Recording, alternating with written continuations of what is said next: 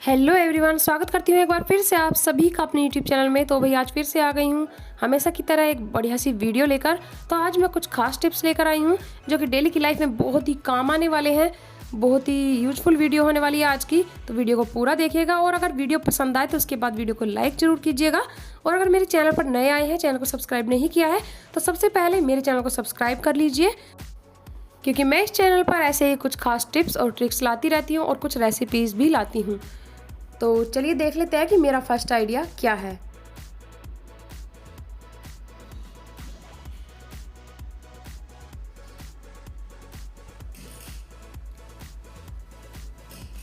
तो मेरा first idea है फ्रूट्स को लेकर। तो देखिए, हमारे घर में जब फ्रूट्स आते हैं तो हम इसी तरीके से उन्हें पिन्नियों को उठाकर, कभी कभी ऐसा होता है कि जल्दबाजी के चक्कर में फ्रूट्स को पिन्नी में रख देते हैं इस तरीके से। तो देखिए, इस तरीके से उनमें आ जाता है, पानी से इकट्ठा हो जाता है, जिससे कि फ्रूट्स हमारे बहुत जल्दी फ्रिज में भी ख़राब हो जाते हैं और फ्रिज में एक अजीब सी स्मेल हो जाती है। तो फ्रूट्स को इस तरीके से बिल्कुल भी नहीं रखना है। फ्रूट्स को आने के बाद इस तरीके से बास्केट में पलट लेना है। आपके पास इस तरीके की बास्केट होंगी जिनमें कि एयर पास होती है, ये जाली वाली होती है, चारों तरफ से इनमें एयर पास हो जाती है, तो इनमें पानी इकट्ठा नहीं होता है। तो इसी तरीके की बास्केट में हमको फ्रूट्स को पलट लेना है, उसके बाद फ्रिज में स्टोर करना है। तो कुछ फ्रूट्स ऐसे होते हैं जिनकी फ्रिज में स्मेल हो जाती है, जो कि हमारे दूध में, सब्जियों में या फिर खाने में हो जाती है। फिर हम चाय पीते हैं तो उसमें भी हमें फ्रूट्स की ही स्मेल आती है। जैसे कि आम हुआ, आम की महक बहुत जल्दी फ्रिज में हो जाती है, अमरूद की बहुत जल्दी हो जाती है, तो सेब की भी हो जाती है, तो अंगूर की नहीं होती, चीकू की भी हो जाती है। तो कुछ ऐसे फल होते हैं जिनकी महक हो जाती है और इस डर से हम फ्रिज में नहीं रखते हैं। तो अब उसका भी सॉल्यूशन मैं लेकर आई हूँ। तो आपको इस तरीके से फ्रिज में स्टोर कर देने हैं आपके फ्रूट्स को, क्योंकि गर्मियों में बहुत जल्दी ख़राब होते हैं। तो फ्रिज में जैसे हम रखेंगे फ्रूट्स हमारे एकदम फ्रेश, बिल्कुल वैसे ही रखे रहेंगे, ख़राब नहीं होंगे। तो चलिए देखते हैं सॉल्यूशन क्या है। तो सॉल्यूशन के लिए हमें लेना है न्यूज़पेपर। तो घर में न्यूज़पेपर ऐसे होते हैं, काफ़ी सारे न्यूज़पेपर पुराने पड़े हुए होते हैं, तो उनको लेना है और उनका गीला कर लेना है इस तरीके से, पानी से बहुत अच्छे से गीला कर लेना है। और उसका एक बॉल के शेप का बना लेना है, उसको बॉल की शेप का बना लेना है इस तरीके से। ये देखिए, इसमें ज़्यादा पानी नहीं होना चाहिए, अगर ज़्यादा पानी लगे तो उसको हाथ से टाइट करके निकाल दीजिए, बट आपका न्यूज़पेपर पूरा गीला होना चाहिए। उसके बाद जहाँ पर आपने फ्रूट्स रखे हैं उन बास्केट के पास 2 से 3 बॉल्स इस तरीके की रख दीजिए और 7 से 8 घंटे के बाद उनको निकाल लीजिए, तो आपके फ्रूट्स की महक फ्रिज में नहीं होगी। तो चलिए बढ़ते हैं अपने अगले टिप्स की तरफ। तो देख लेते हैं मेरा अगला टिप्स क्या है। तो अगला टिप्स है मेरा इस तरीके की इयररिंग्स को लेकर। देखिए, इस तरीके के इयररिंग्स, हैवी इयररिंग्स जो होते हैं, हम सभी को पहनना बहुत पसंद होता है। शादी पार्टी में ज़्यादातर यही पहने जाते हैं। बट क्या होता है, स्पेशली गर्मियों के टाइम में ये जो इयररिंग्स होते हैं, एक तो इनसे हमारे कान दुखने लगते हैं और दूसरा इनसे इचिंग हो जाती है, जिससे कि हमारे कानों में दर्द होने लगता है।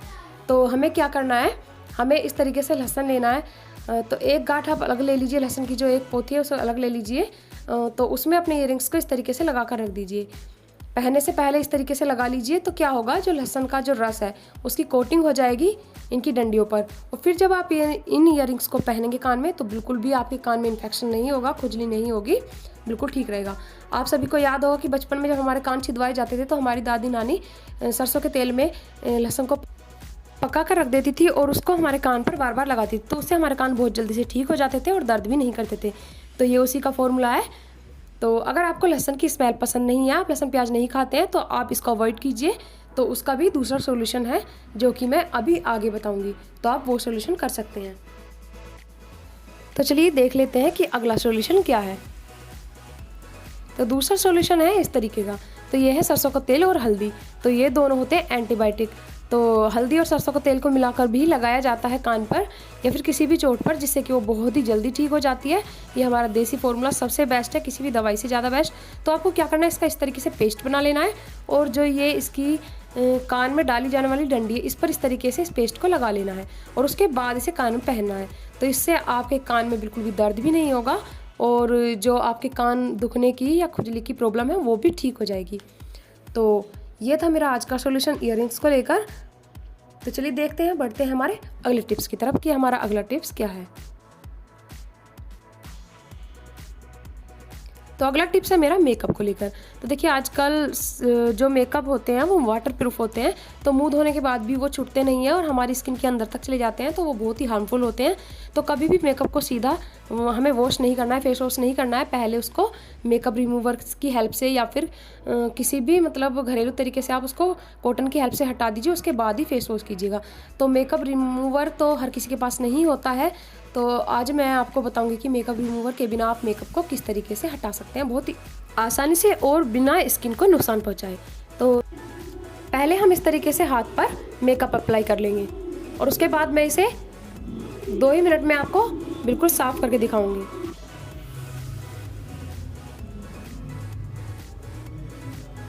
तो यहाँ पर देखिए मेकअप मैंने लगा लिया है। अब ये है गुलाब जल और ग्लिसरीन, जो कि नॉर्मली हम अपनी स्किन पर अप्लाई करते हैं सर्दियों में स्पेशली, ये बहुत ही काम आता है। तो हम सभी के घरों में होता है। इसको क्या करना है, कॉटन पर अच्छे से लगा लेना है और उसके बाद इससे हमें मेकअप को रिमूव करना है। गुलाब जल ग्लिसरीन में आप थोड़ा सा नींबू ऐड कर लीजिए, उससे क्या होगा, मेकअप बहुत जल्दी से निकल जाएगा और आपकी स्किन टोन भी एकदम से साफ हो जाएगी। तो ये देखिए मेकअप बिल्कुल रिमूव हो गया है, वो भी बहुत ही आसानी से। उसके बाद आपको एक साफ़ कॉटन लेनी है, उसको हल्का सा पानी में गीला कर लेना है और उसके बाद इसको साफ़ कर देना है। देखिए आपकी स्किन एकदम सॉफ्ट और एकदम खिली खिली हो जाएगी। देखिए मेकअप से वैसे भी हमारी स्किन को जो भी थोड़ा बहुत नुकसान हुआ होगा वो भी गुलाब जल ग्लिसरीन की हेल्प से ठीक हो जाएगा। तो अब मेरा अगला टिप्स है मिक्सी के जार को लेकर। देखिए कभी कभी ऐसा होता है मिक्सी के जार में हम जैसे लहसुन की चटनी पीस लेते हैं, प्याज की चटनी पीस लेते हैं, तो हम उसे कितना भी साफ़ कर लें बट उसकी स्मेल जो है उसमें रह जाती है कहीं ना कहीं।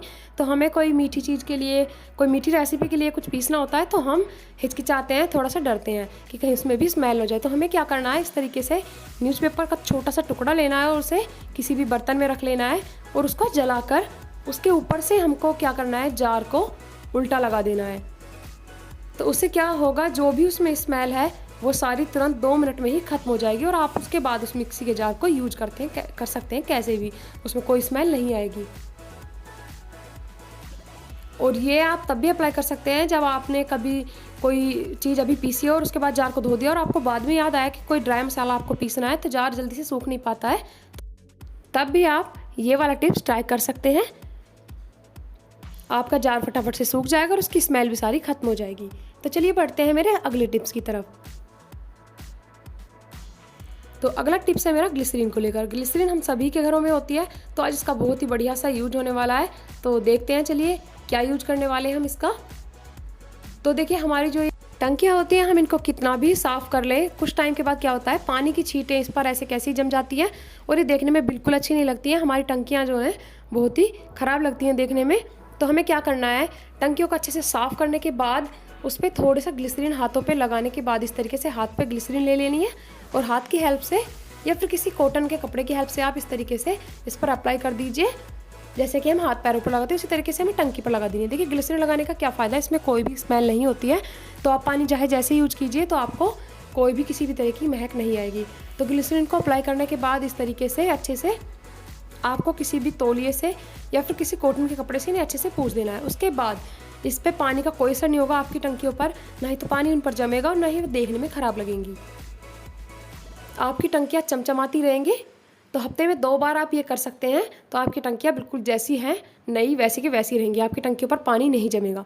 देखिए नई टंकी हम लगवाते हैं तो बहुत सुंदर दिखती है, कुछ टाइम के बाद पानी जम कर वो टंकी बहुत ख़राब लगने लगती है, तो उसका कोई उपाय नहीं हो पाता है, कोई बिल्कुल भी साफ़ नहीं हो पाती। देखिए टंकी पर पानी बिल्कुल भी नहीं रुक रहा है, तो आप ये ट्राई कर सकते हैं। तो चलिए बढ़ते हैं मेरे अगले टिप्स की तरफ।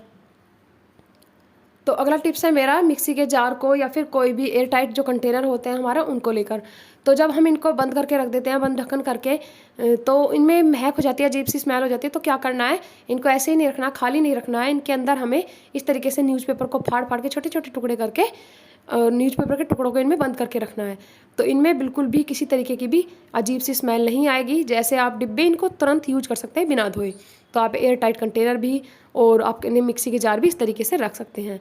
तो चलिए आज की वीडियो आपको मेरी कैसी लगी कमेंट बॉक्स में ज़रूर बताइएगा। कल फिर मिलूंगी ऐसी ही एक यूजफुल वीडियो के साथ। तब तक के लिए bye bye, take care, thank you so much.